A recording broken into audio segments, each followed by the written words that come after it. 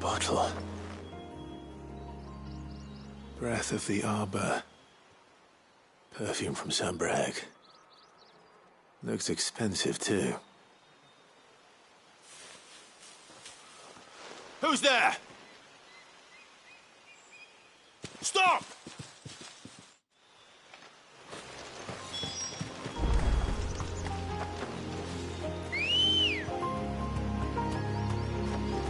Come on. Fly, Ambrosia.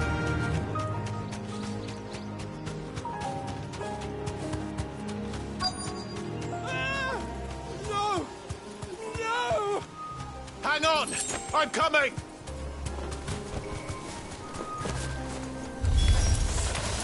Don't eat me! I'll give you gut rot, I swear!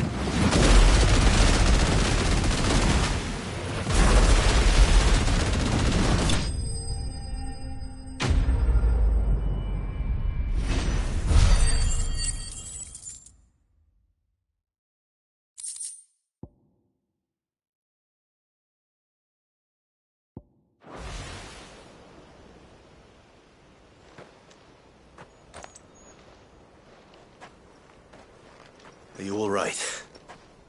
I'm more than all right. I'm saved! Oh, I could kiss you! Maybe you should introduce yourself first. Hervey! I knew it was you. What are you doing here? I came to see you. Oh, my little canary, it's been so long. Thank you for saving him and sparing him. Who is he? Hervey, one of many clients from my employment beyond the wall. One of many clients? We spoke every night of our plans together. Whispered songs of love into each other's ears. And then you upped and vanished without so much as a word. I left you a note, didn't I? I told you I was sorry, but that we could never be together. That I could never abandon my family. And I told you not to look for me. How did you even find this place, anyway? The flame of your love was as a beacon in the night that guided me to you. Hervey.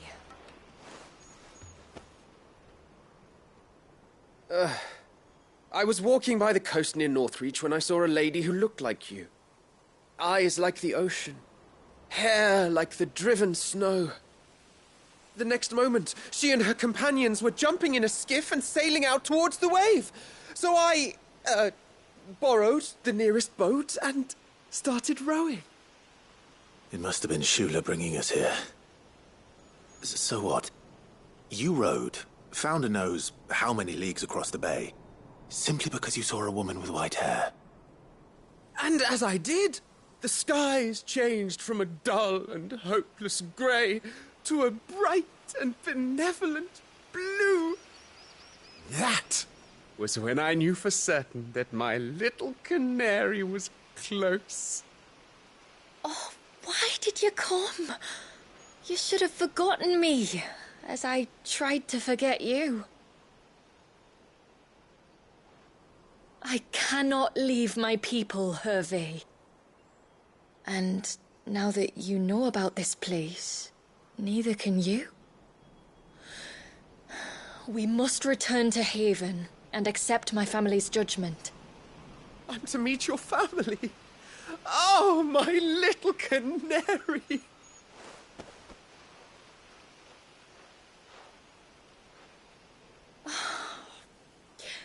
Please, come and see me later. You did as I asked, and you must be rewarded for it. But first, follow me, Hervé. To the end of the world and beyond.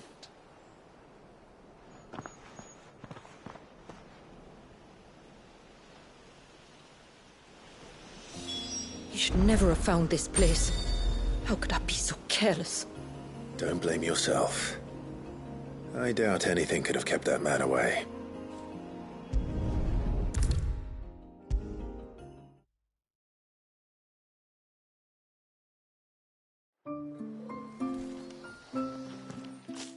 Forgive me. There's nothing to forgive. You two met at the Vale, I take it. When I worked there, yes. To earn the coin that my people need to survive. Though Mysidia is our sanctuary, there are certain necessities that it cannot provide. And for that reason, some of us seek employment beyond the wall. Yet few are the opportunities for followers of a strange faith in a strange land. And so you supported your family as best you could? I did. And I have never regretted it for a moment. I found a second family in the Vale, and in the Dame, a second mother. I also found Hervé. But our love could never be. I knew that if I revealed my secret to him, I would be putting my people in danger. But that if I did not, I would be living a lie, unable to return home. What will happen to him now? Since our people settled in Mysidia, uninvited visitors have been few and far between. But not unknown. Explorers, survivors of shipwrecks, none lasted long. I see. That was before my time, you understand. I've never had to make a decision like this before. Yamila, know that I do not blame you for any of this. It was me who decided to make the trip to shore. Me who exposed our secret. This was my mistake, and I shall bear the responsibility. Thank you, tributary. I only beg you to remember that Hervé means us no ill will. He's just a fool. A fool who loves me. I will take that into consideration. But yours is not the only voice I must listen to. The whole family must be consulted, and it may take time for me to arrive at my decision. I hope you understand. Of course, tributary. However long it takes. Come what may, I thank you, my lord, for bringing us back together.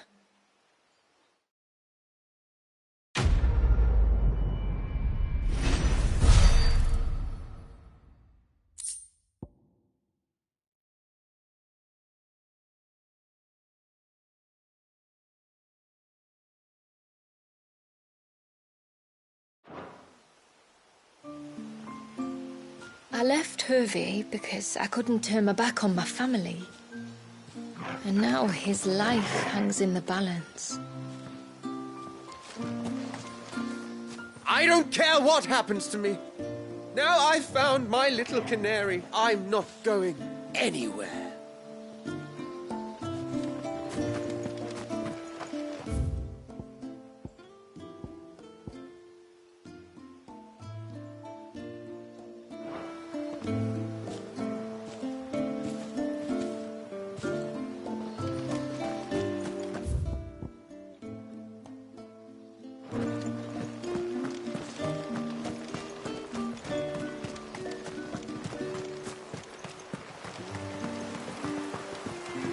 Bastard things. Tore the fish right open.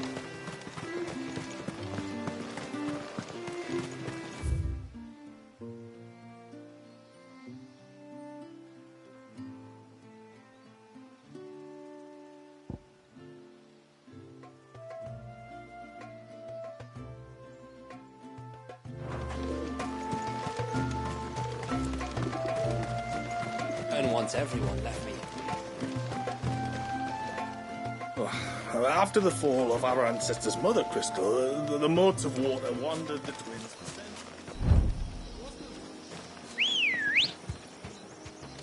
Let's go.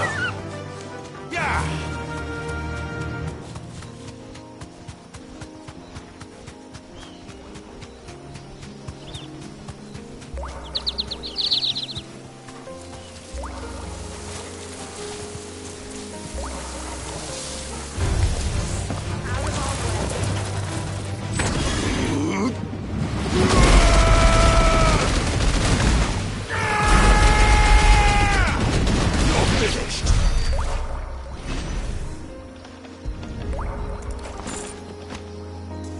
This is the mineral Pavar was talking about. The one that rings out like a bell.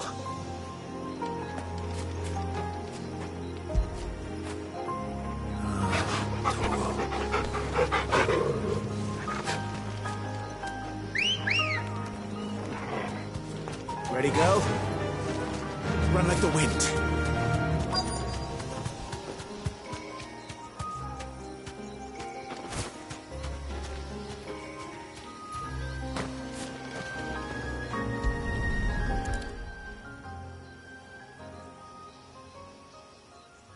Well, here's the cairn.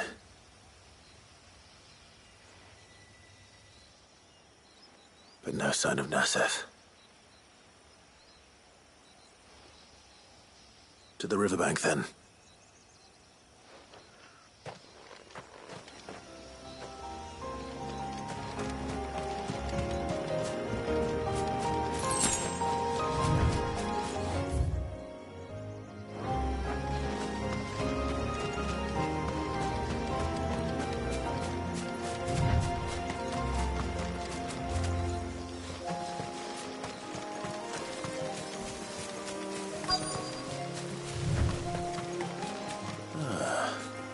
Who have we here?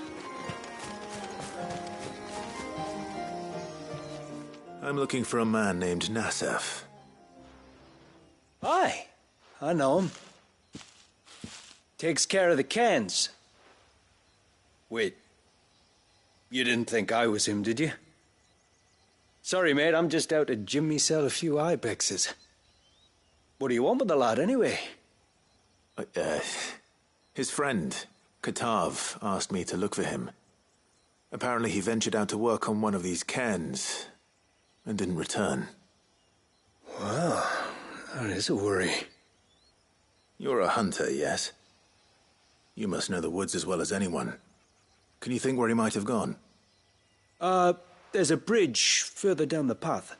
Blasted thing got washed away a few moons back. Our carpenter only recently had time to rebuild it. But if I remember rightly, there is another cairn on the far side. Maybe he decided to visit that one while he was here. Maybe. It's worth a look, certainly. Thank you. Don't mention it. I'll keep an eye out too. Perhaps he just got delayed or something. Let's hope so.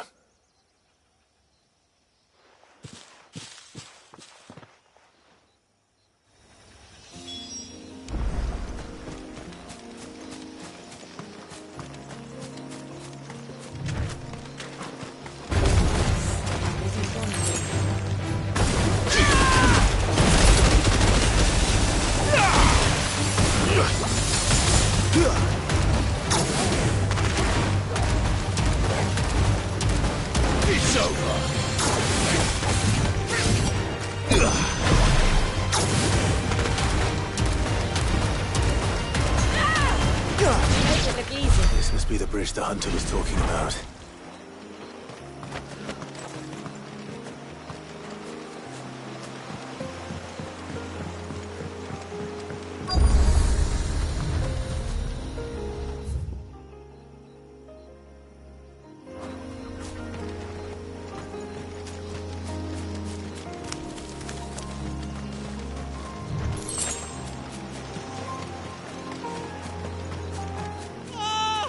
Stay away, damn you!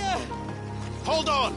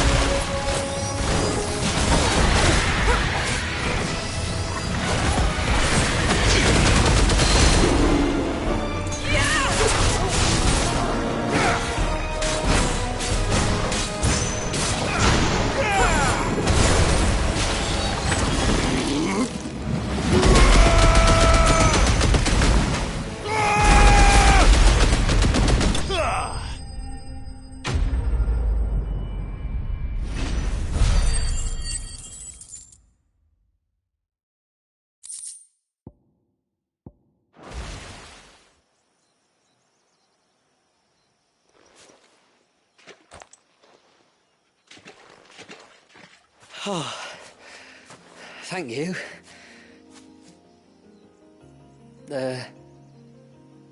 I'm the tributary's guest. And you must be Nassef. I am? But how do you know that? Your friend Katav asked me to look for you when you didn't return. I'm sorry. I was so focused on attuning the cairn, I didn't see those creatures coming till it was too late. How exactly do they work? Oh, there are crystals inside. They're what keeps the glamour going. Should the ether cease to flow through too many of them, our shroud would quickly unravel. It's my job to make sure that doesn't happen. And an important job it is. But you'll struggle to do it if you're dead. You need to take more care. Yeah, no arguments there. The truth is, me and Katav usually work together, watching each other's backs like. But when we heard outsiders were coming, we split up to get the job done faster, so things would be perfect for your arrival. Stupid, I know. So you found him then? Not before the local fauna did. My arrival seemed to put them off their dinner. Mustn't have been hungry after all. Expect you'll be wanting someone to escort you back to the village then, Nassef. Woods are full of nasties today. When you're next in Haven, be sure to come and see us. You saved my life. It's only right I repay you. If you insist. Take care now.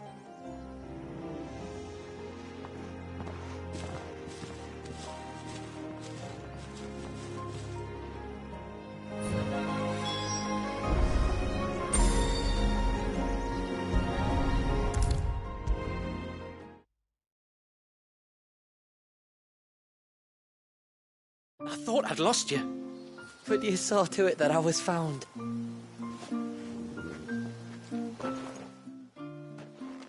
Thank you. Nasef told me everything. If you hadn't got there when you did... Oh, it doesn't bear thinking about. All that matters is that you're safe. Far be it from me to tell you how to do your jobs, but don't go alone again. Or if we have to, maybe we should think about casting the glamour on ourselves to keep the wildlife from spotting us. It'd take its toll, of course, but it'd beat letting the cairns fall and having to weave the entire spell from scratch. Imagine if we had to do that. I'd rather not. Would only succeed in adding 2 new piles of stone to the collection. Your bearers. That we are, thank the tides. The others can't attune to the crystals in the cairns the same way we can. Reckon this place would be doomed without us. So, you do this work for the good of your people? Not because... We're forced to. No. From what I've heard of the way things work on the outside, we were truly blessed that our rain fell here in Mysidia. Our people are few enough as it is. If we started turning on each other, kin against kin, over nothing but a stupid accident of birth, our days would be numbered. They would. Anyway, all's well that ends well, eh? Thanks to you, both of us lived to keep this place hidden another day.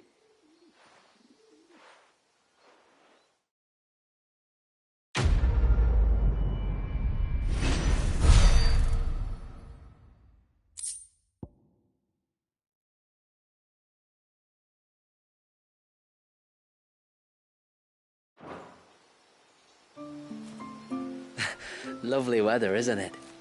Another beautiful day under the glamour. The few crystals we can get hold of, we add to the cairns to keep the glamour from fading. And any left over we give to Pavard for his forge. Not that it stops him mourning.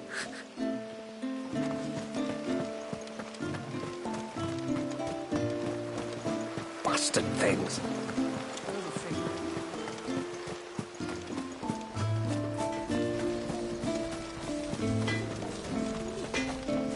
Reckon my steel's just as good as any.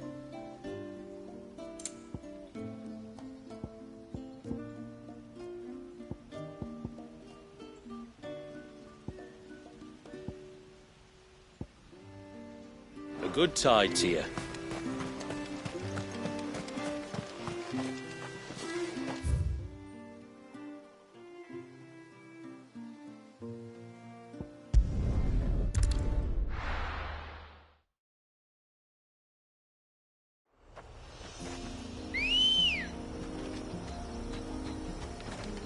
Ready, go?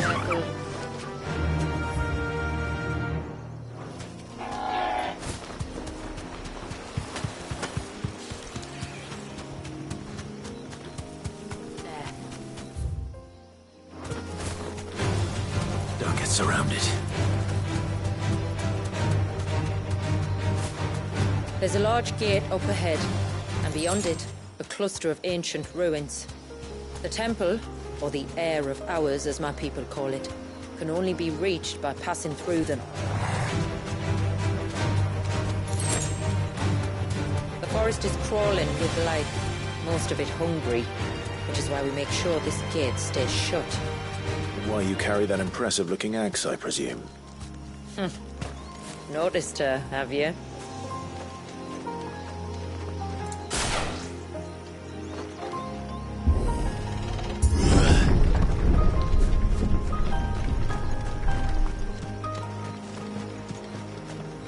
The temple is up there. Don't worry, those cliffs aren't the only way to the top. Let's go.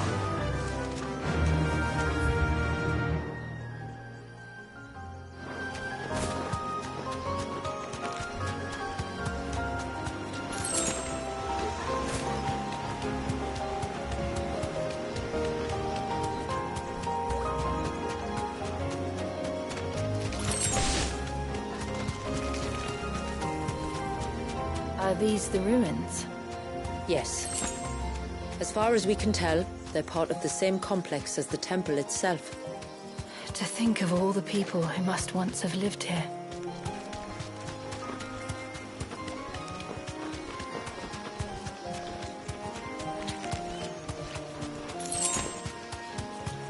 These remind me of home.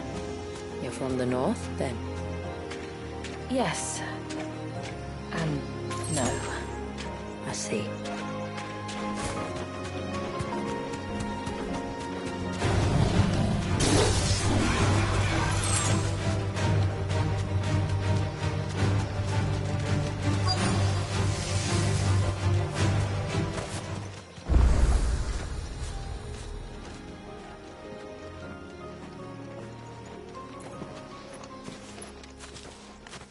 Do you see that cave up ahead?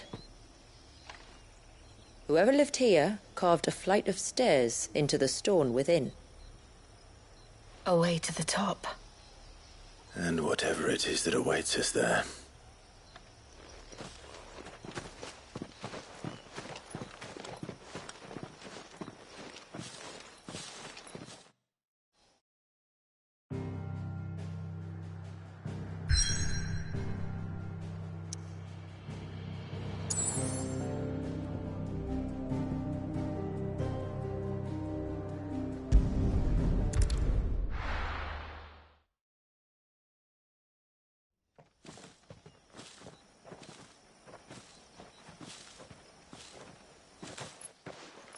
There.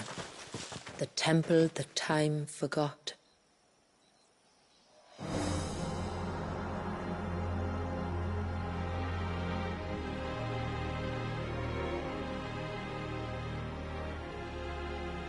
And the Varys inside? Yes. You can see the spell's path from the nave.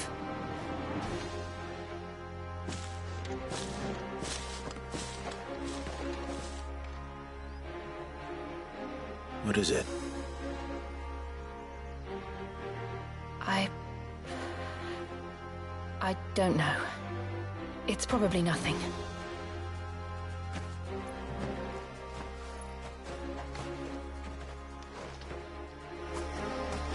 Forgive me, but why build the Vare here?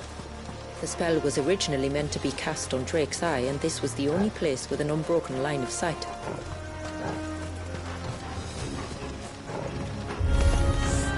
The Tonberries like to think these ruins are their own. They look none too pleased to see us.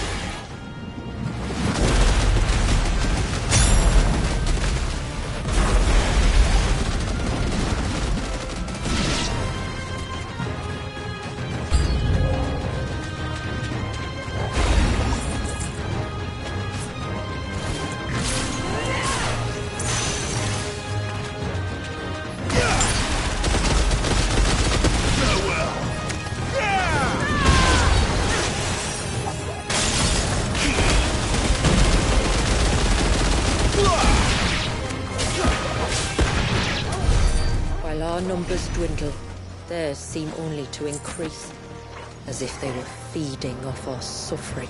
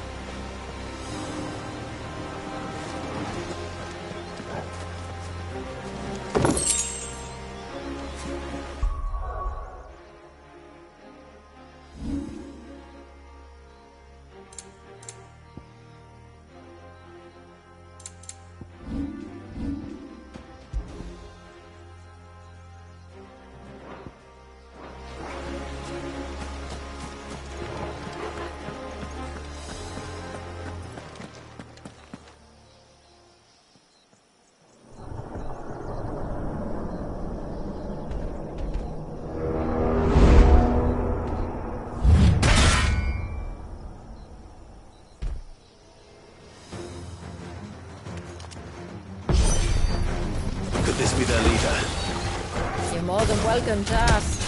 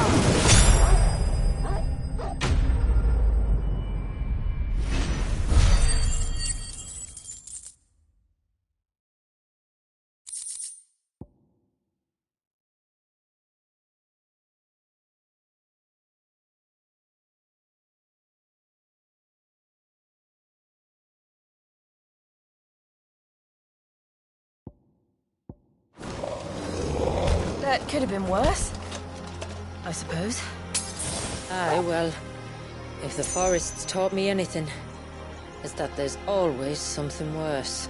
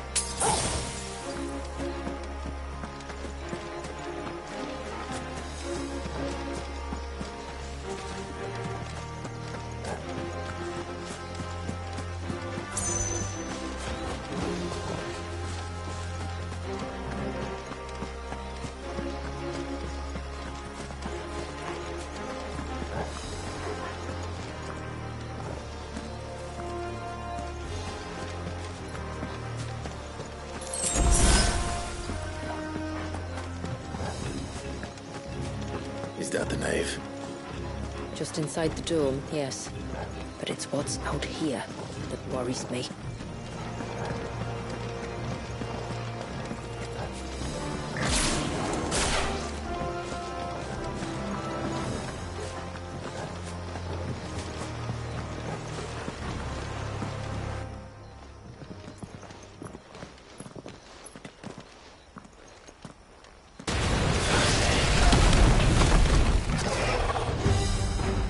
There I was thinking they'd all migrated south. The weaker ones did. The weaker ones. Did you hear that, Sid?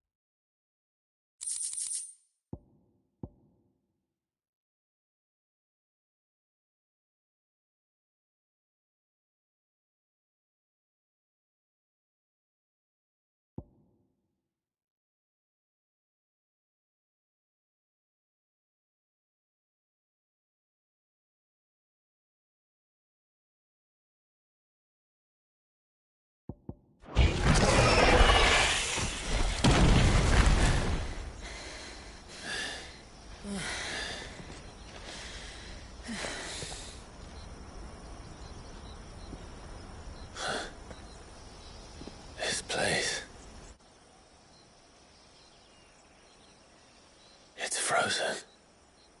Just like the surge.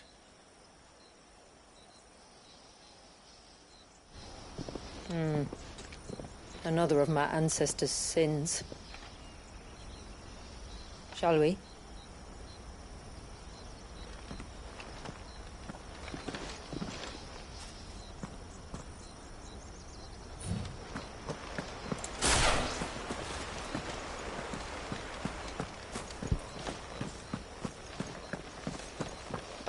The blue veil shows the extent of the spell's reach.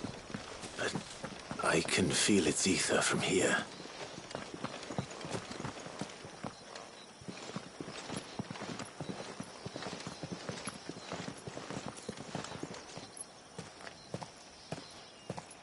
Shula, wait.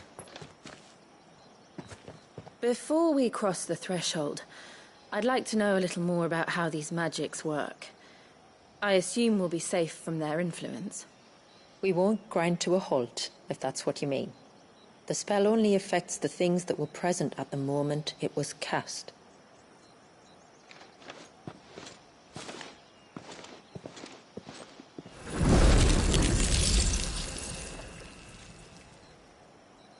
You see?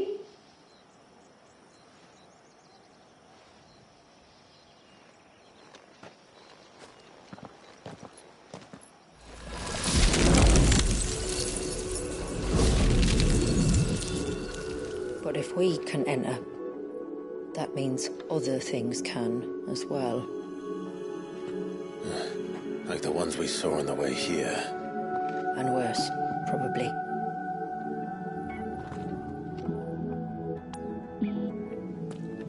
Is this Leviathan's doing? Well, it certainly wasn't ours.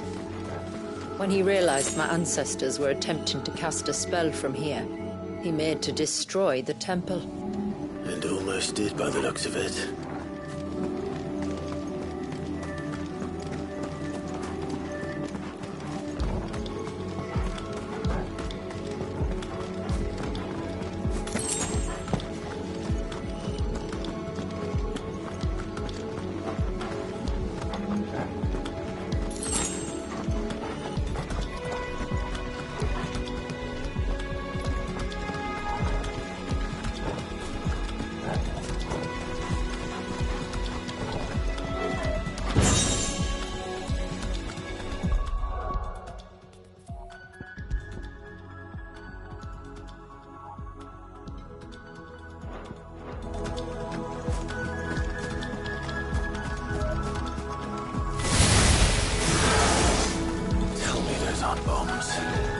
I could, but they are. And why is it so cold in here?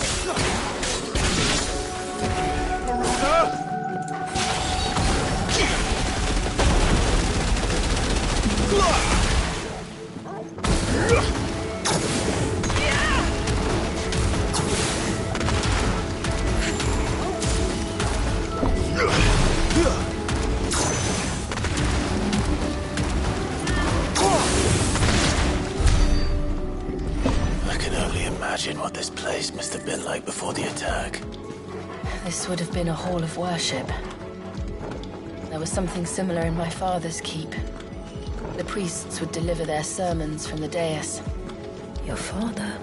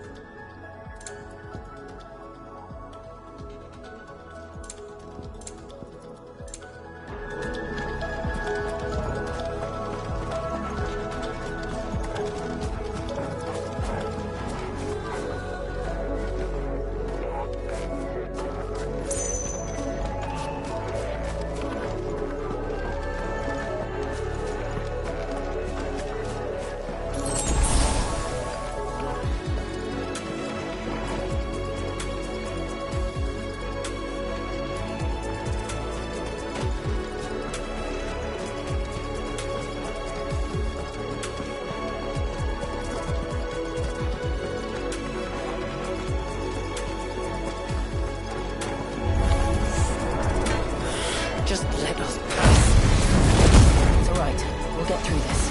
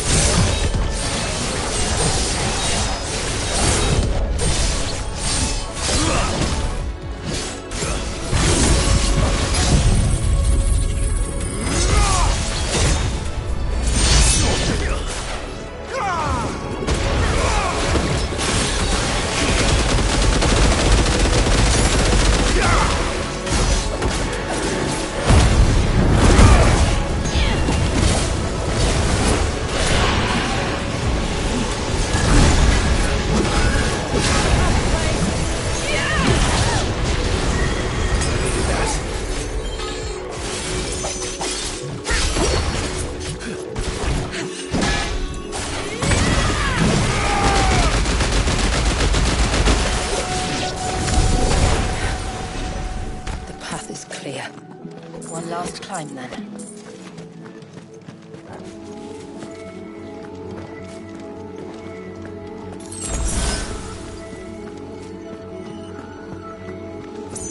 The fair.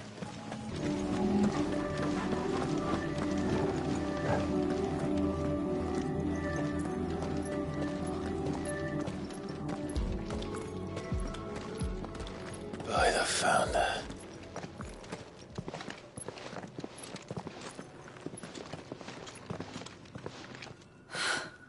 It's just as I thought. Jill, does this ether not feel somehow? Familiar, yes. I sensed it the moment we arrived, though I wasn't sure until now. You can feel it too, can't you, Clive?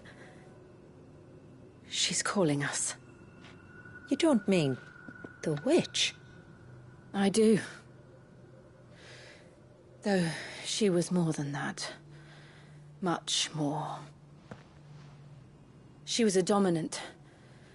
A dominant who once commanded the icon that now resides in both me and Clive. Of course. I don't know why I didn't see it. Who else would have the power to freeze time? None other than Shiva herself.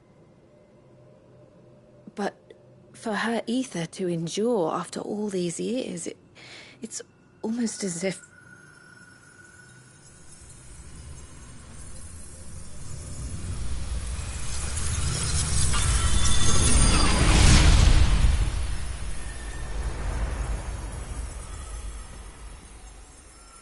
as if she shared it with another, just as Torgal shared in my ice.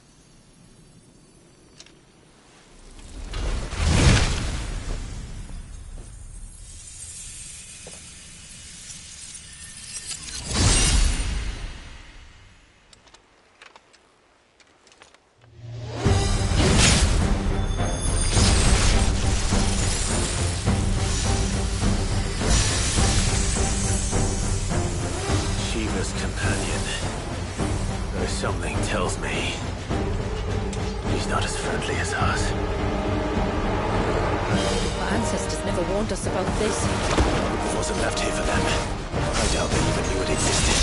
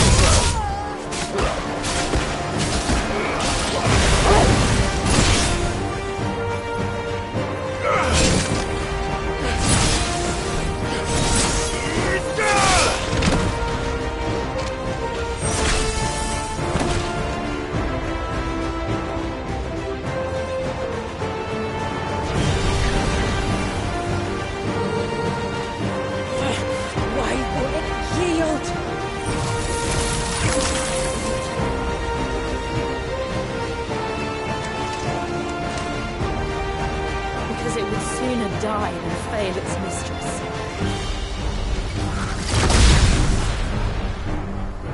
Then it leaves us no choice. We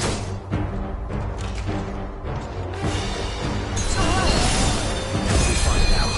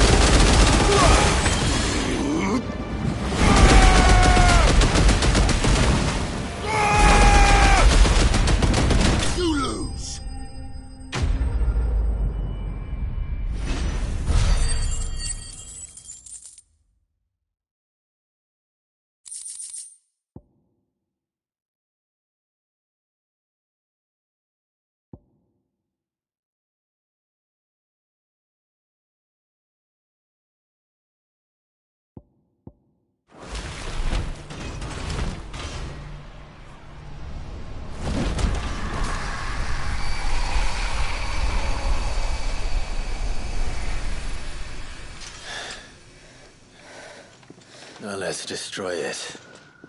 And put an end to this. Wait. The spell must be weakened, not undone. Isn't that what we came here for? Did you ever stop to wonder what might happen to the tidal surge if I unraveled the whole spell at once? I didn't think so. This is going to require a bit more finesse. From wind and light, water and earth, let the silent pall of mine ice.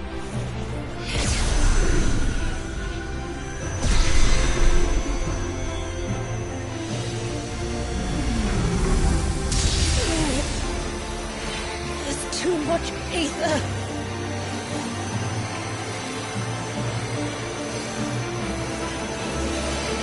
Here. Let me help. Let us help.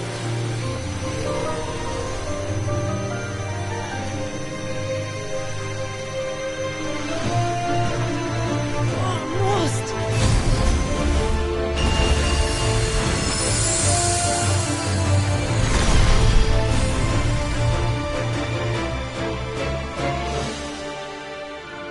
Did it work? I think so. The thread connecting this place to the child should be broken. Meaning Walyas should finally be...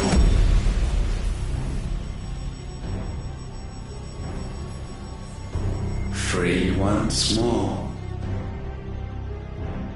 Leviathan, our most profaned fragment, its divinity defiled by the hand of man, its spirit shackled by his hubris, till Mythos came, bringing release.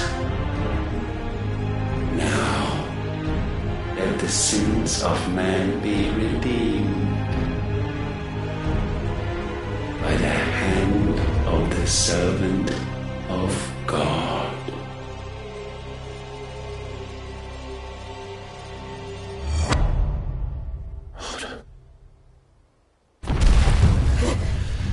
Damn it.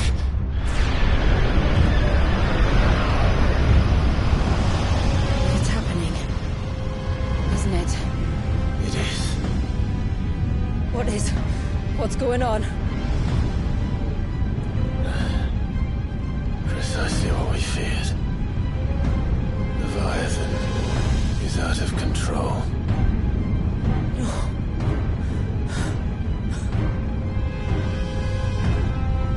Don't despair. This isn't over yet. You should head back to the village and get everyone to higher ground. As for the rest... the rest, Ifrit will handle.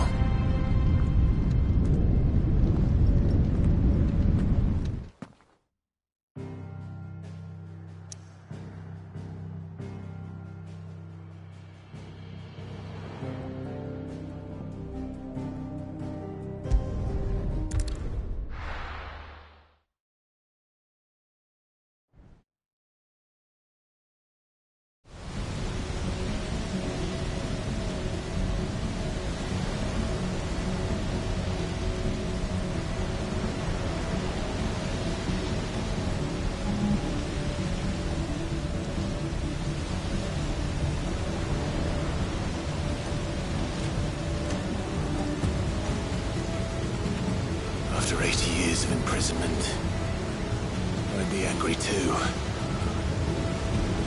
But I can't let it end like this, Walyas.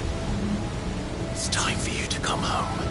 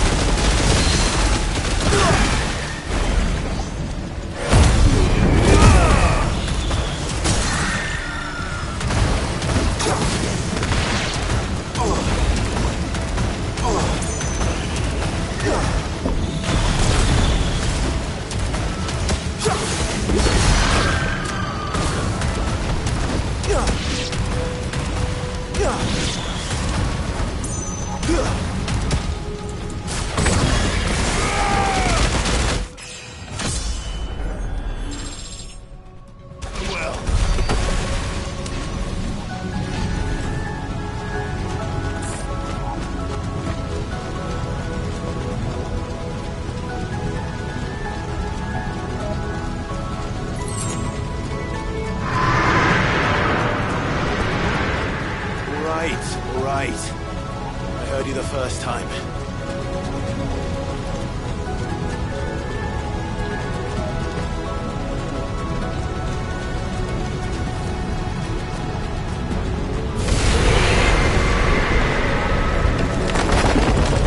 I'm not here to hurt you, Wallius!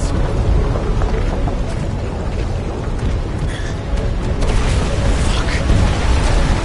That was too close.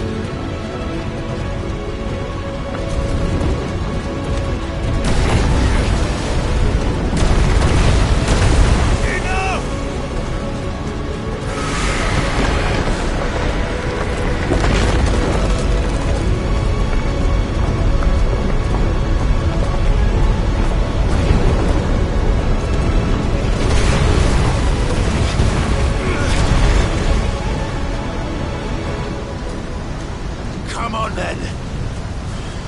No more hiding.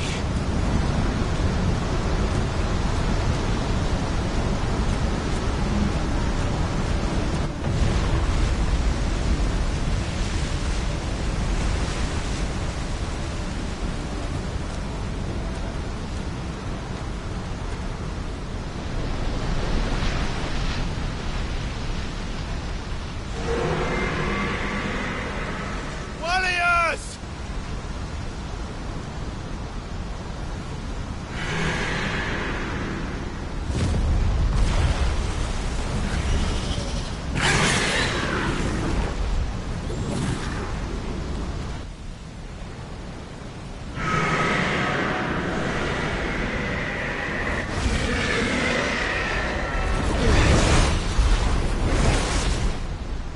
This isn't what I wanted! I only hope you can forgive me.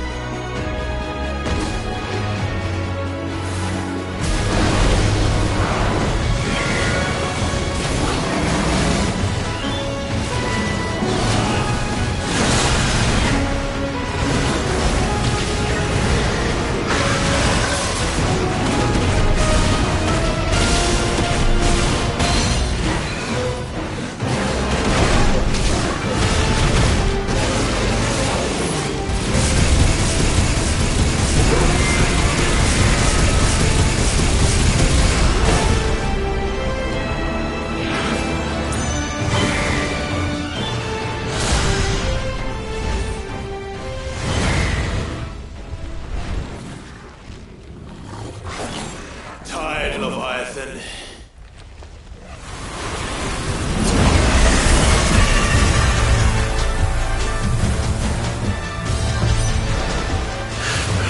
Stop this!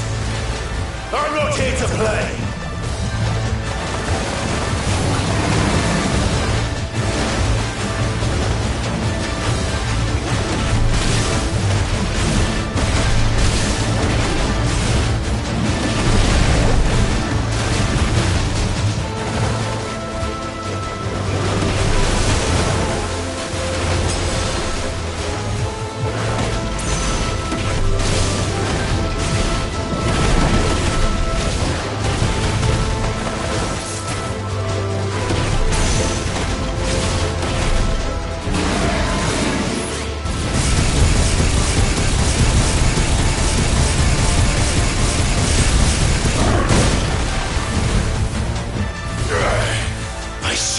Stop!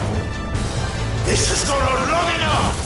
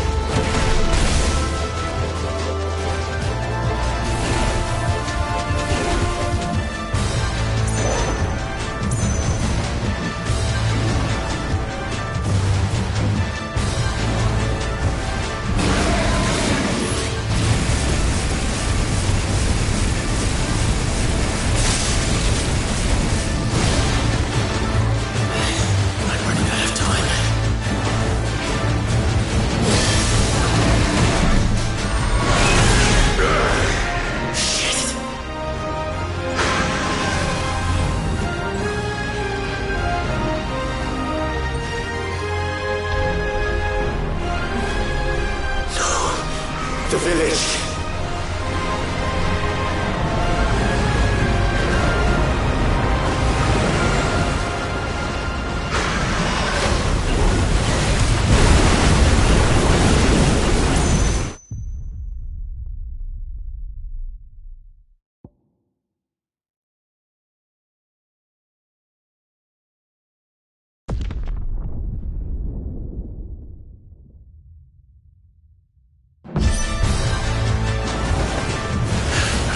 Stop this! I'm not here to play!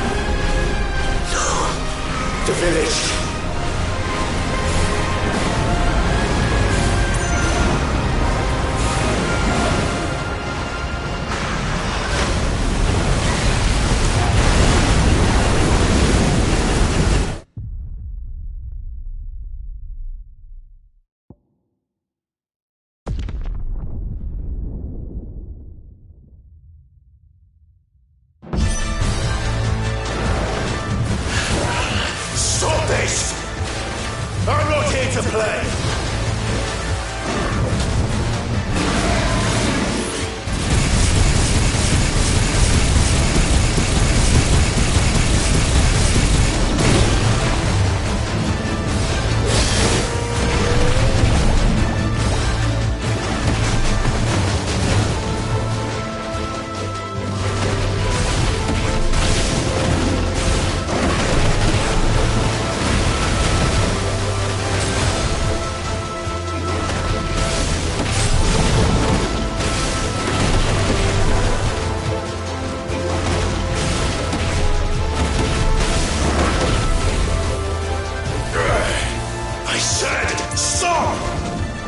This has gone on long enough!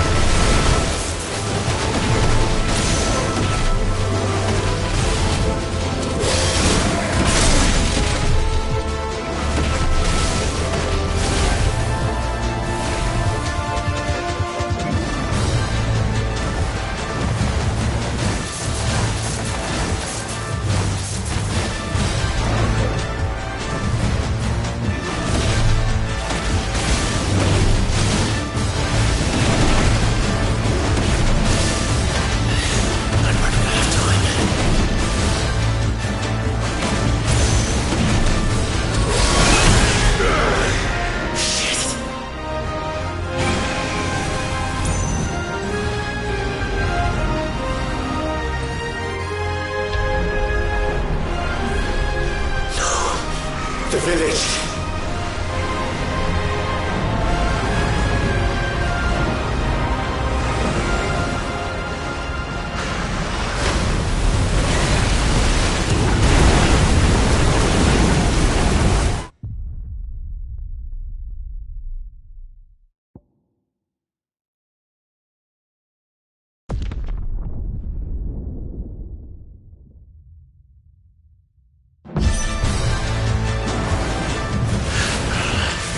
This!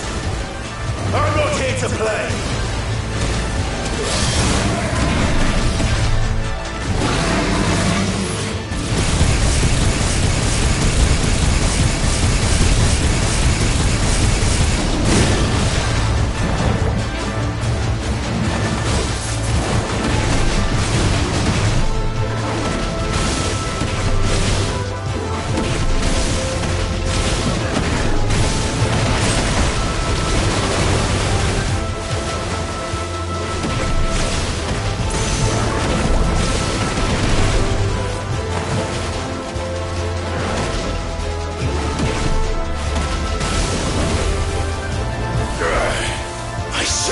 Stop!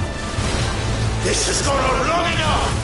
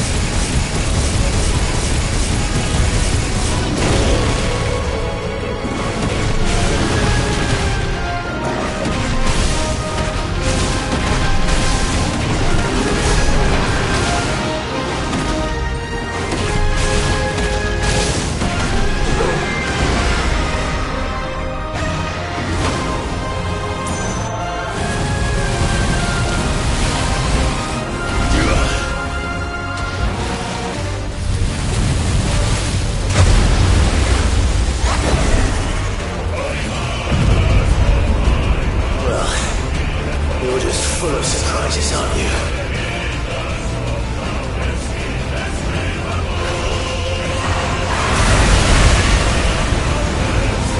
Garuda will be proud.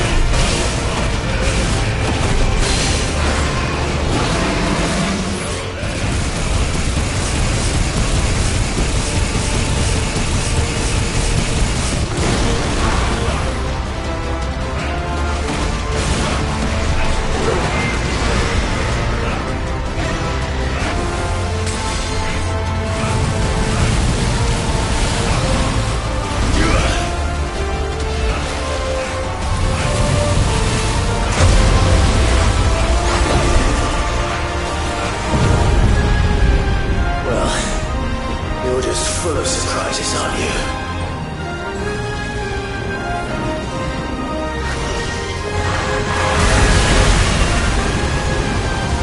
Garuda will be proud.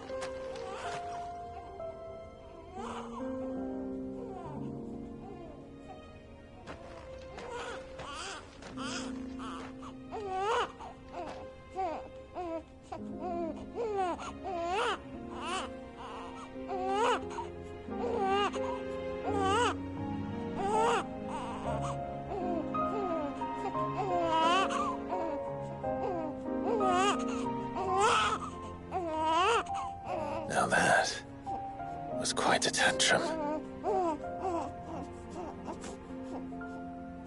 Clive! Where is he?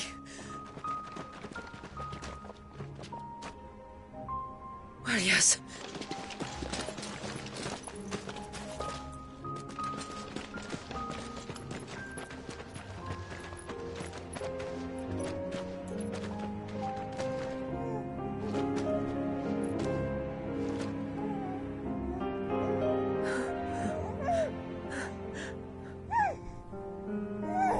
He's adorable. He is now. But did you see him a few moments ago? Clive, I don't know how to thank you.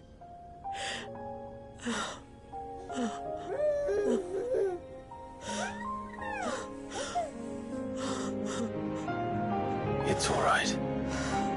We should find him a dry blanket, though. Wouldn't want the little monster catching a cold.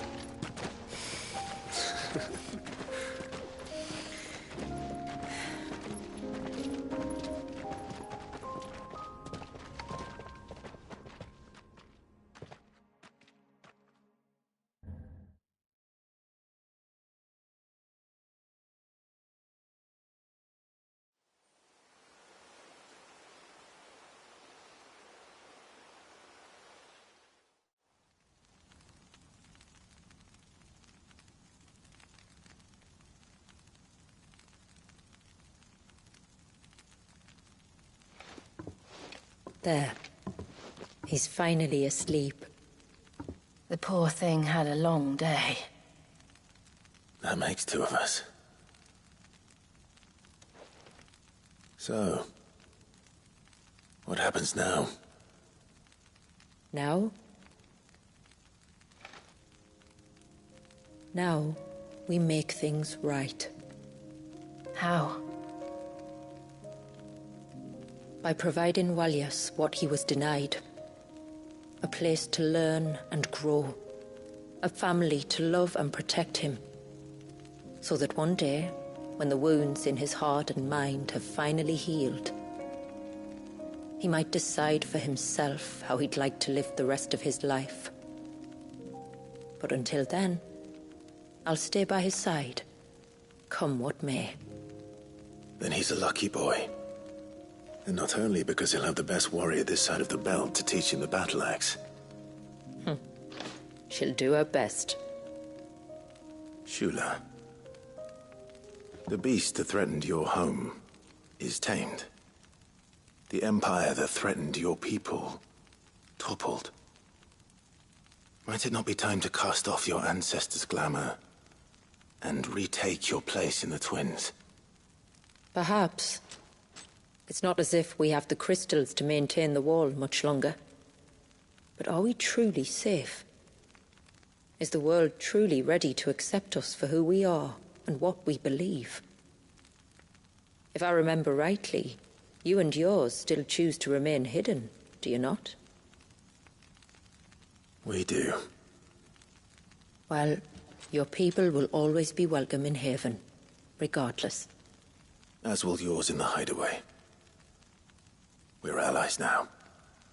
If there's anything you need from us, supplies, food, equipment, do not hesitate to ask. It's kind of you to offer.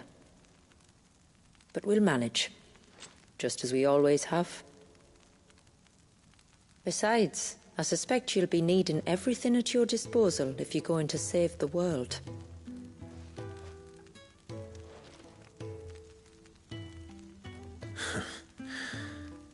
I fear much of it is past saving.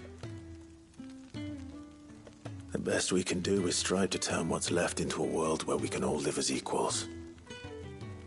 A noble endeavor. And there'll be a place in this world for us, will there? For Walyas? For everyone. I swear it. Then we shall be waiting. Until the tides bear you back to shore.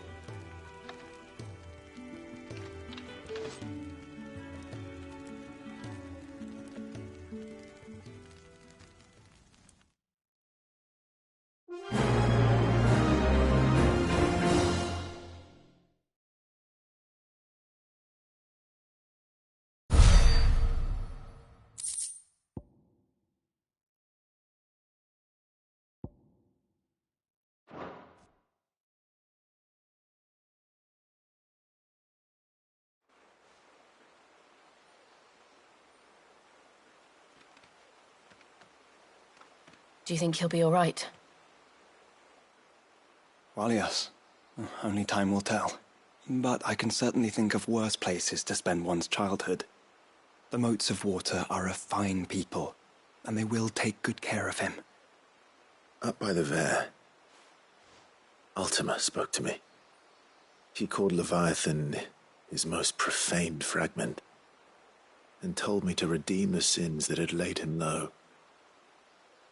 Is that so? The sins of Wallius's ancestors were grave indeed. To force him to prime at so tender an age. And to freeze him in time, that he might never know what it was to live. Yet I doubt either of those crimes was the source of Ultima's displeasure. It was that the Icon's power had been put to another purpose than the one he intended. To him, Leviathan must have seemed an aberration. Could that be why Ultima made no attempt to lead me to him? The fear that this profaned fragment might corrupt his vessel somehow. Perhaps. Or perhaps he simply deemed Leviathan surplus to requirements. Having concluded that his vessel might be made to serve his purposes without the full sum of his power. His purposes? There's no escaping them. Even here. Hidden away in Mysidia, the blessing of the crystals proved nothing but a prison. A prison into which Wallius was born, and from which freedom is hard won. If the world doesn't change, if we don't change it, he'll end up suffering the same fate as every dominant who came before him. Then we must change it. That we must. And we shall.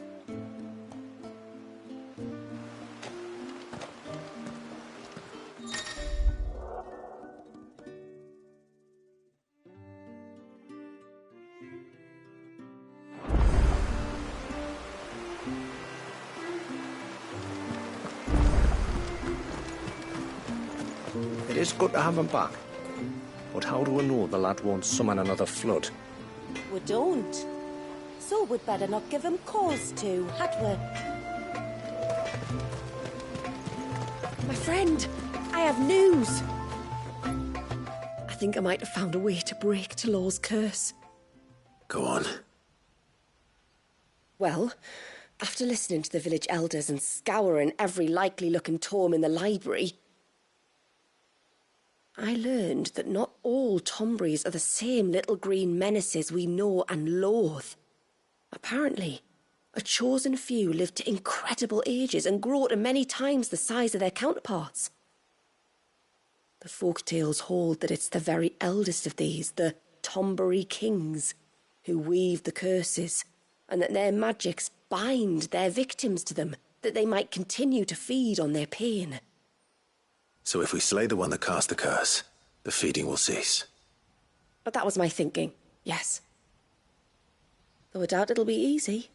These kings are not just bigger, they're stronger too. And if the tales are true, their followers will defend them to the death. It is a perilous proposition, in short, but it may also be Talor's only hope. What say you? I'll do it. Even if killing this king doesn't break the curse, Mysidia will be a safer place for its removal. Thank you. So then, where will I find it? That, alas, I do not know. It must have woven the curse at the altar in Father's Fell, but as to where it is now... Fanet! You were the one asking about Tonberries, right? Because there's a whole bloody army of them out on the cloak. What? But why would they stray so far? And why now?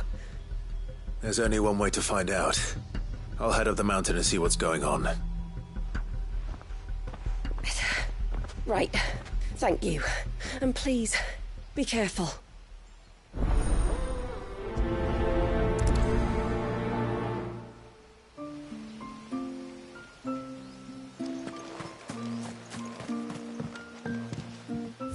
I will have to charge you.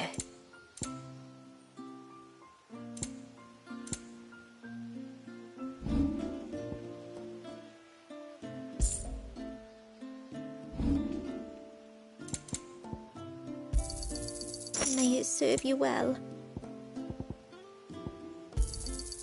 Here you are.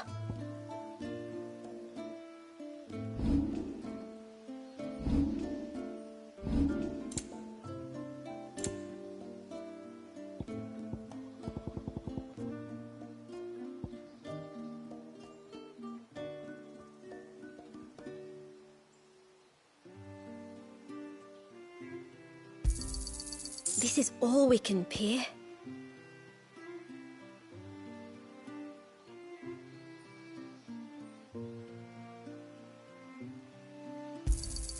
Anything else?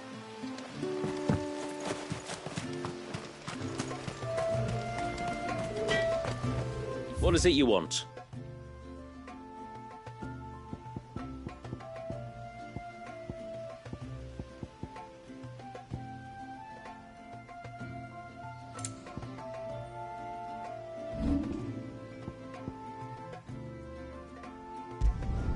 Will that do you? Better than you. Will that do you? Done.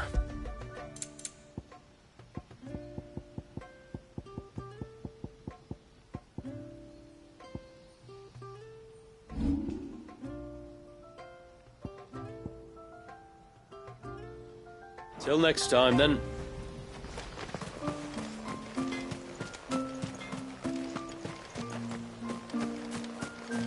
Hey, mister! Over here! Please, mister, you've got to help us. The village is in danger, and if someone doesn't do something... you should have seen it! Stop. Take a deep breath and tell me everything. Starting with your name. Sorry. My name's Eirik. When you went up to the Erevalvers with Miss Shula, well, I followed you. You could have been killed. Lady Shula told us you lot were great warriors, so I thought I'd be alright if I stayed close like. But then I lost track of you in the woods, and that's when I saw it. Saw what? A great, big, dripping, drooling monster. Spitting out great spouts of water it was, that were tearing up the ground and cutting down trees. Spouts of water? I don't recall seeing anything like that in the forest. Well, I did, and I don't ever want to see it again. You'll get rid of it, won't you? All right. If this creature is as terrible as you claim, it could well pose a threat to the village. I'll see what I can do. Thanks, mister. It was over by the Swift one that I saw it. Maybe it's still there. Then that's where I'll start my search. But this time, you're going to stay here. Understood? I wouldn't go through those gates for 1,000 gil. Not with that thing out there. Good luck, though.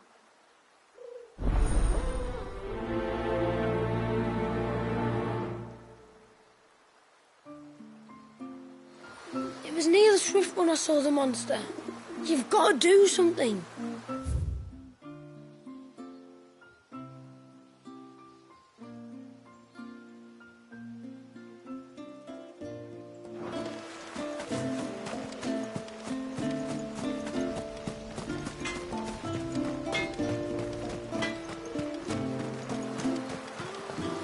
When the tributary came back from the Vare without you, we all feared the worst.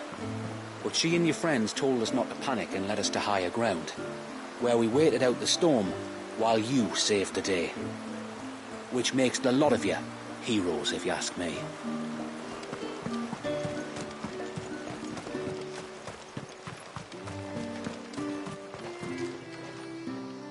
My lord, might I have a moment of your time? I would beg of you a service. Certainly. What is it? It's a long story.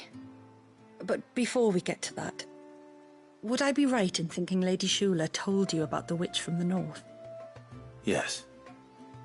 She said that your ancestors found her here, and that it was she who taught them the spell to stop time.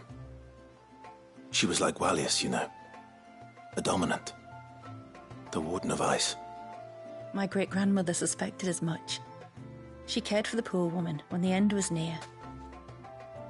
And it was she whose duty it became to attend her grave. A duty that was passed down to me. I see. And the service you would beg of me? Well, until recently, the path to the grave had long been blocked by a fallen tree. But when our woodsmen finally found time to move it, we quickly realized it might have been better had they not. On trying to clear the rest of the path, you see, we discovered that a flock of bloodthirsty beasts had claimed the cliffs beyond. None of us was a match for them. But you, my lord, have proven your strength many times over. Would you drive them away for us? Of course. I'll see the path is made safe. Thank you, my lord. The grave is in a place called Witchdrop. To reach it, one must turn left at the Winged Wains, then follow the path around to the right, deep into the forest. Why so far from Haven? It was where she lived. When our ancestors first came to Mysidia, they found her there, in an old abandoned village, and it was her heartfelt wish to return there in death.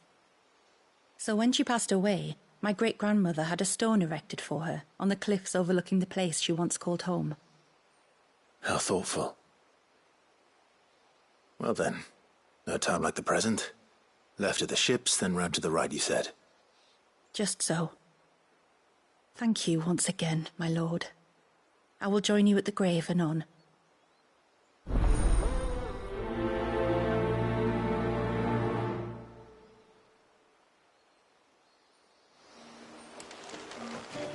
If all goes well, you will be the first to visit Witchdrop in many moons.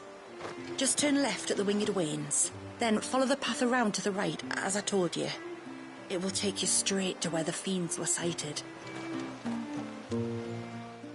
You wouldn't happen to have some time on your hands, would you, Clive? Only I was wondering if you might help me with something else. Don't tell me. Another unruly dominant. Not quite, but a dangerous foe nonetheless. It promises to be quite a hunt. Care to join me? All right. Tell me about our quarry. A fiendish, cold-blooded beast known as a Givra. Normally, we leave such animals well alone, and for good reason. But I have an even better reason to want its tongue. Its tongue? If you'll permit me, tributary, I can explain.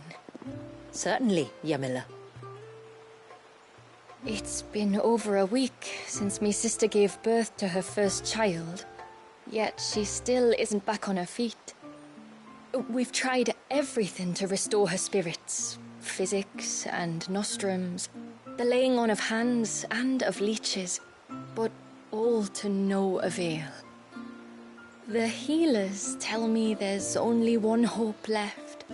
A broth as potent as its ingredients are perilous to procure. It isn't only Yamila's sister who stands to benefit from this, by the way. There's her baby to think of. And Walius, too. She'd agreed to be his wet nurse, you see. I'd be glad to help. Thank you. Our hunters have no shortage of skill, but this task calls for more than that. And it won't be achieved through weight of numbers either. The Givra is as wary a foe as it is a deadly one. 2 hunters might catch it unawares, but any more than that, and it would pick up our scent a league away. Then it is decided. The 2 of you will go, while Jill and I occupy ourselves here. Perhaps we might help prepare the broth. That would be most kind of you. Come then, Clive. The river of time flows fast, and so must we. There's a Givra that has claimed the ruins at the foot of the mountain as its hunting ground. But as I say, they are wary creatures. We'll need suitable bait to draw it out. The flesh of a forest ibex should suffice. To the forest, then.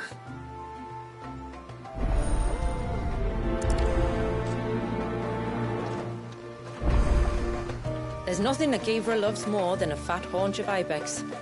There speaks the voice of experience. Do you hunt often? Since I was a girl, my father would take me. Then after he returned to the sea, Yamila's father. Our families have always been close.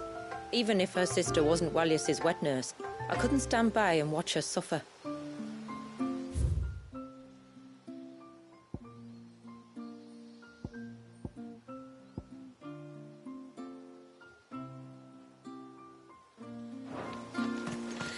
And then I dreamed I saw the sea reach up to the heavens.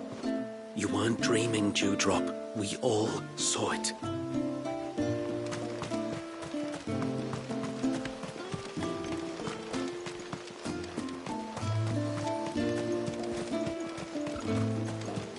A storm for the ages, that was. The wind carried off half me bloomin' timber. Just flung it across the forest like a stack of toothpicks. I'm just glad it didn't carry us off.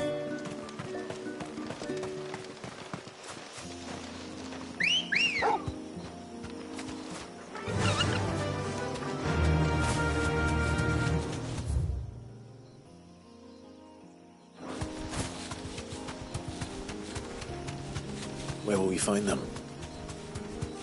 Further in.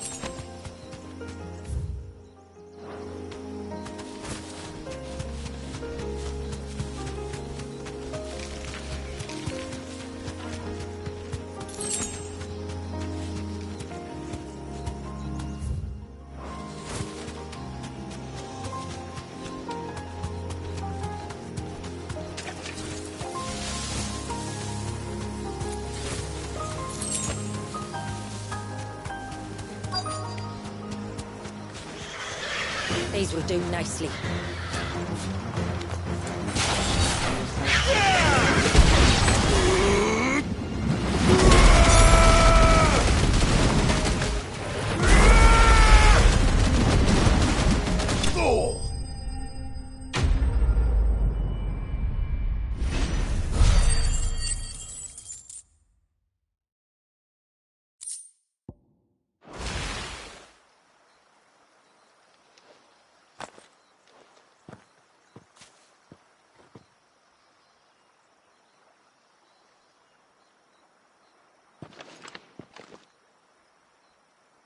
Return to the sea, and to the clouds rise again.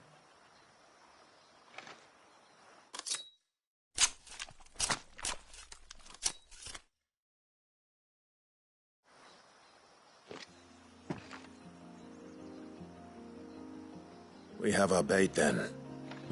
What next? Next, we pay a visit to the Dark Gate to pick some local weed. It'll help disguise our scent.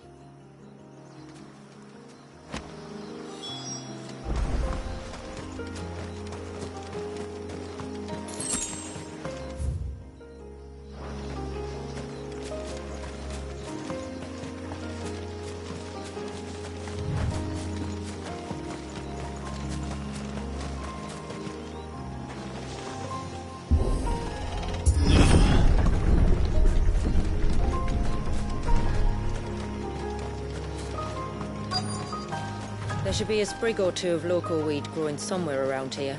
Look for the golden leaves.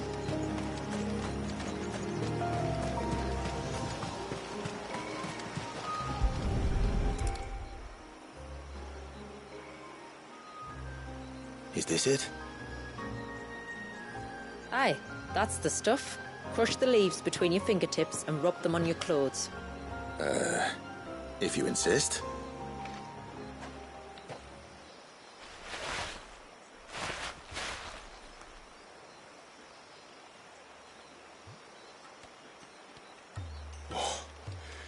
You could have warned me about the smell. Like corruption, isn't it? We'll have an honor guard of flies before long. But it'll stop the Givra from noticing us. Its nose will tell it we're nothing but a feast for worms. Oh, I feel so much better. We can wash it off afterwards. If there's one good thing about the Givra choosing the ruins for its hunting ground, it's that there's plenty of fresh water nearby.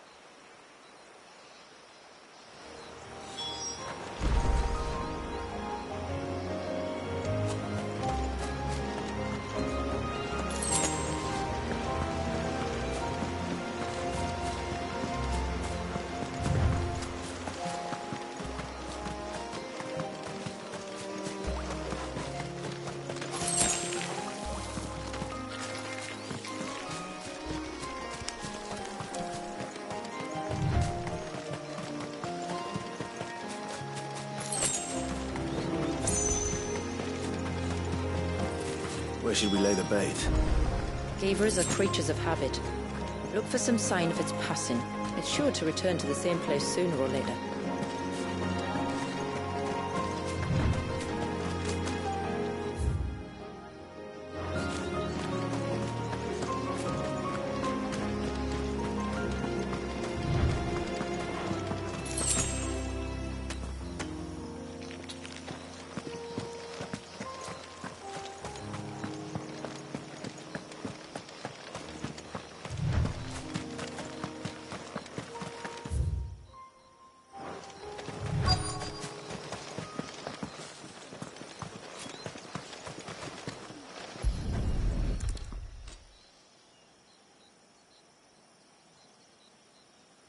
Marking its territory.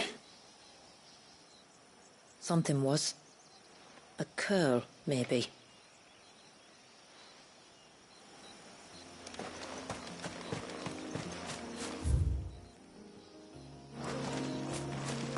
Careful.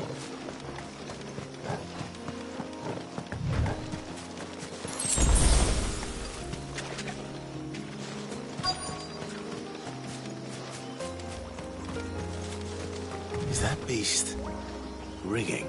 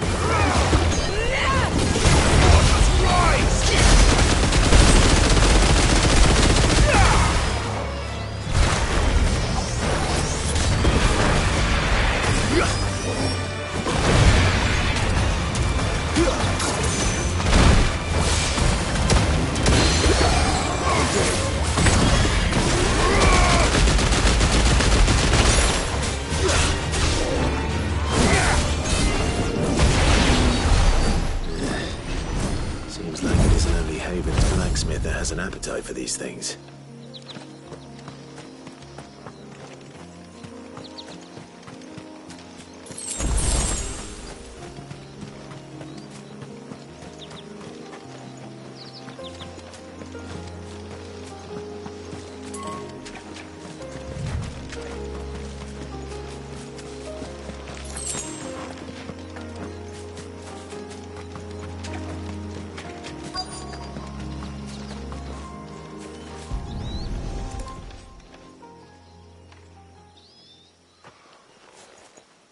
Tracks. But I assume they're too small to belong to a Givra. You're right. They're barely big enough to belong to a Givra's breakfast.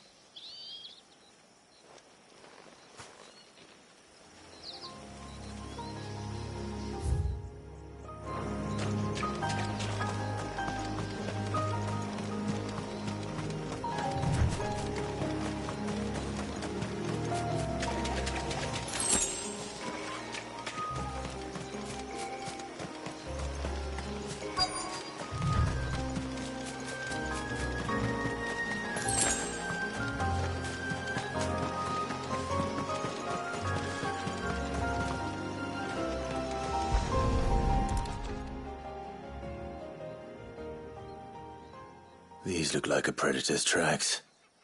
You can clearly make out the claws. And not just any claws. These belonged to a Givra. There's no mistaking them. We'll lay the bait here. Let's hope our friend is hungry.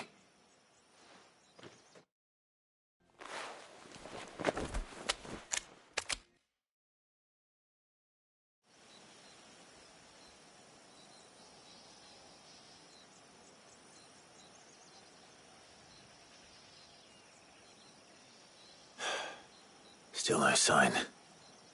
Patience, Clive. Hunting's not something you can rush. Have you stalked these beasts before? Once. Givras are fast, so the job called for a bearer. But even with my knack, it was a close-run thing. Not many leaders would take such risks for their people. Says the man who battled an icon to save a boy he barely knew. It is the way of the moats of water to use what gifts we've been given for the good of all. And I gather it's your way too. It was Sid, the man whose name I bear. He fought for his people and their future with every fibre of his being. I'm just following in his footsteps. In many ways, you remind me of him. Me? You're confusing daring with desperation. Quiet. Something's coming.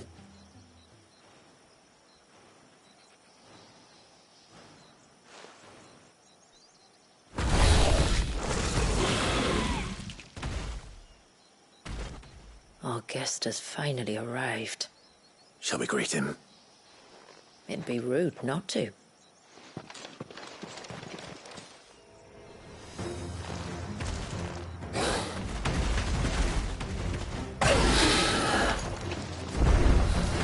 Don't let it escape.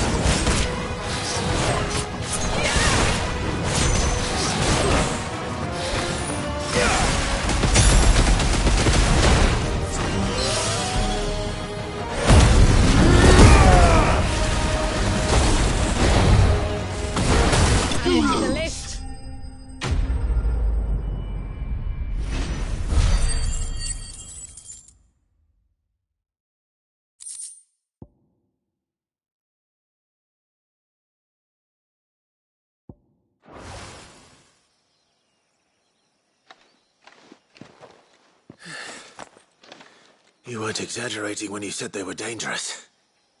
They're forces of nature, all right. And with this one's passing, the river of life has calmed.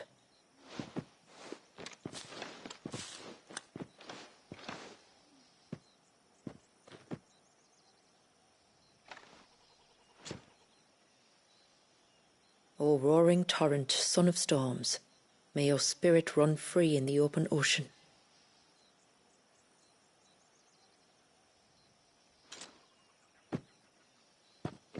This flesh I claim, that your gifts might rain down upon us this day, and our river flow in spate once more.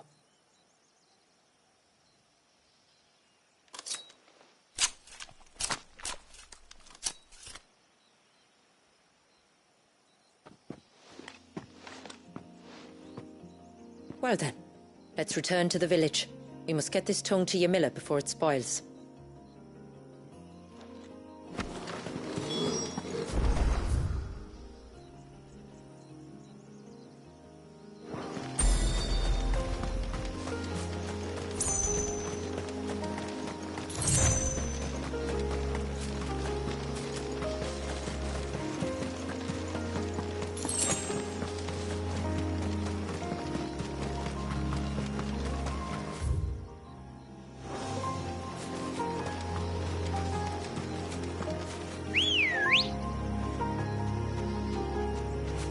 Let's go.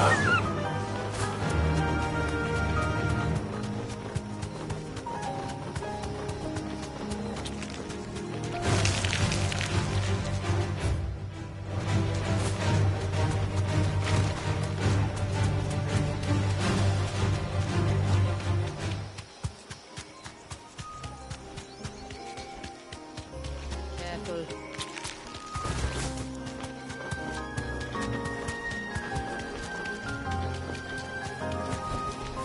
You deserve a rest.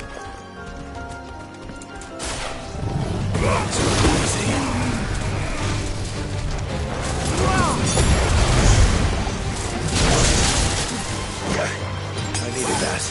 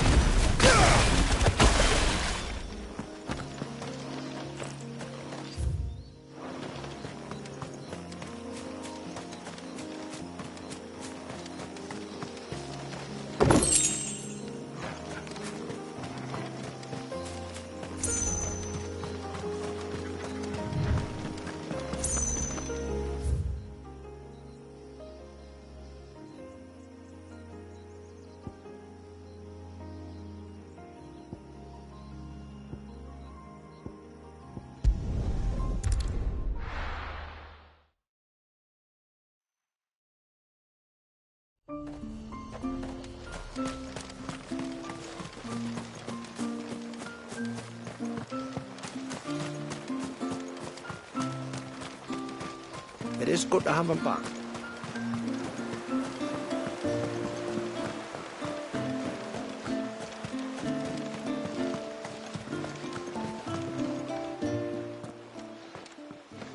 Tributary, my lord. Did all proceed as planned? It did. Here. 1 Geaver tongue, as promised.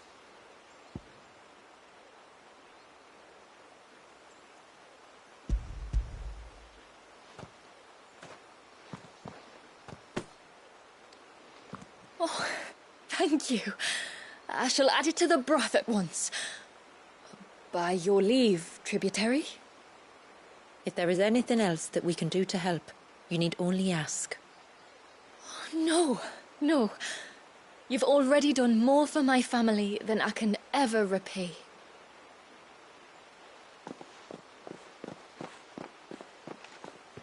Just as you have, Clive, for my family. I only regret that I have nothing to offer you in return but my gratitude. It's more than enough. Besides, I'm no less grateful to you. For what? For welcoming my friends and I into your midst. For showing us how your people live. For reminding me that the world we strive to create, where bearers can live alongside their fellow men in peace and comfort, is no mere fantasy. I'd hardly call it comfort. Every day is a struggle. Though we do at least struggle together, it's true. As must we all. I only ask that you remember the cost of using your gifts as a bearer. I know that you feel it's your duty to do whatever you can to help your people. But you have a child to think about now. And Wallis has lost enough. I shall bear that in mind. That's all I ask. Oh, and if there is anything else that we can do to help, well, you know. Thank you. Truly.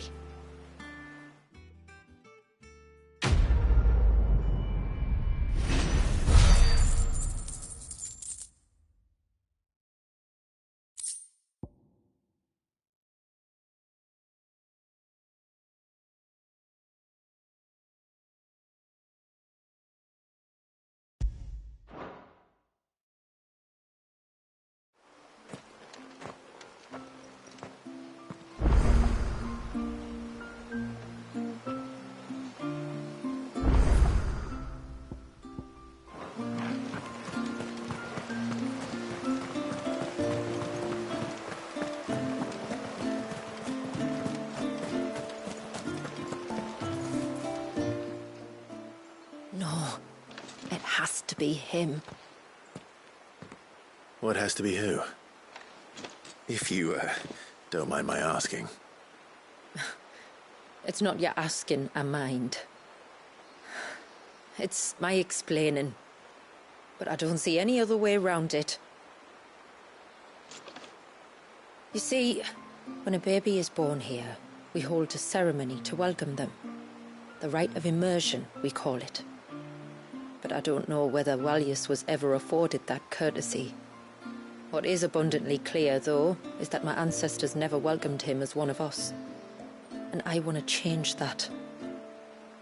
The problem is, the ceremony requires 3 ministrators, the baby's parents and a witness.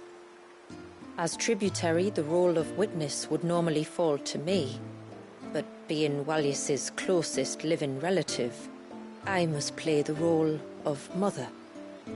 So you want me to serve as witness in your stead? That's right.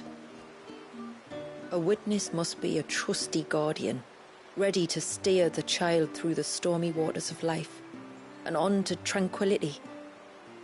Which is why I thought of you.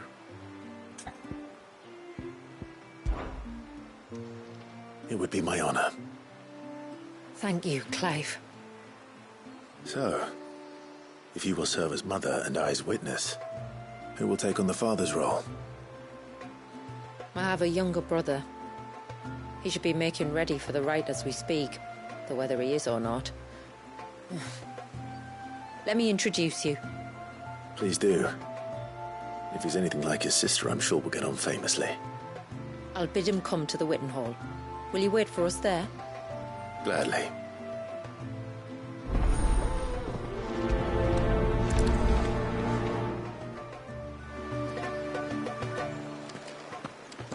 It is good to have him back. Yes?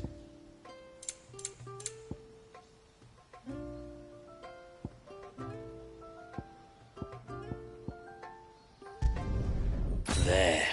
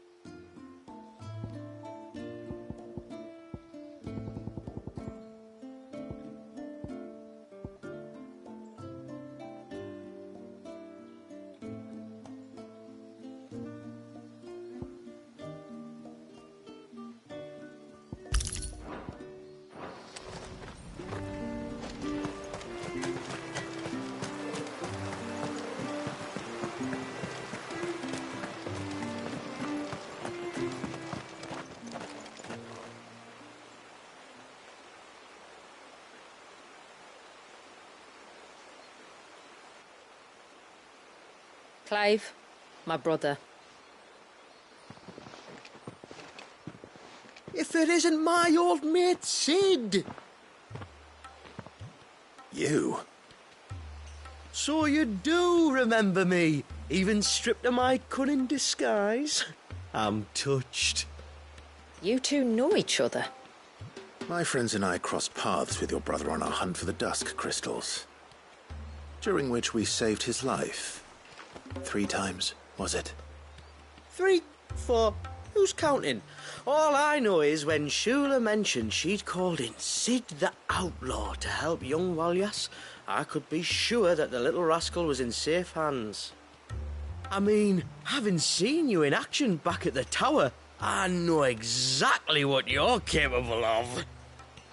So the mercenary you met in the Sage Spire, that was Clive. And he saved your life? That's a rather different story from the one you told me. And a far likelier one at that. It would appear my family owe you twice over. Whether they admit it or not. Honestly, Fammy, would it kill you to tell the truth once in a while? What? I said sorry, didn't I? How about we save the, recriminations until after the ceremony, eh? Speaking of which, what does this ceremony involve exactly? It's simple, really. We each say a short prayer and anoint the child's head with holy water. Nothing too onerous, then? Not about the rite itself, no. But it does call for some preparation. One of the witness's responsibilities is to collect the holy water, you see. 3 phials for the 3 ministrators, each taken from a particular place. Don't worry, though. It's not as if you have to go alone. I can show you the way. I'd appreciate that. Famiel, you stay here and ready the Witten Hall. Leave it to me. If there's anything Jill and I can do to assist you... We'd be glad to help. Thank you both.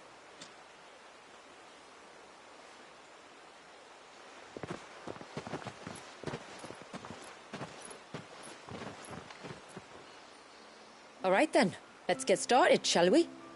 There are 3 types of holy water that we must collect. The water of the mountain, of the river, and of the sea. We take the water of the mountain from the spring atop Maiden's March. The water of the river from the course that flows through the ruins of Riversmeet. and the water of the sea from the shallows of Tailwind Bay. Here are the files we'll be using in the ceremony.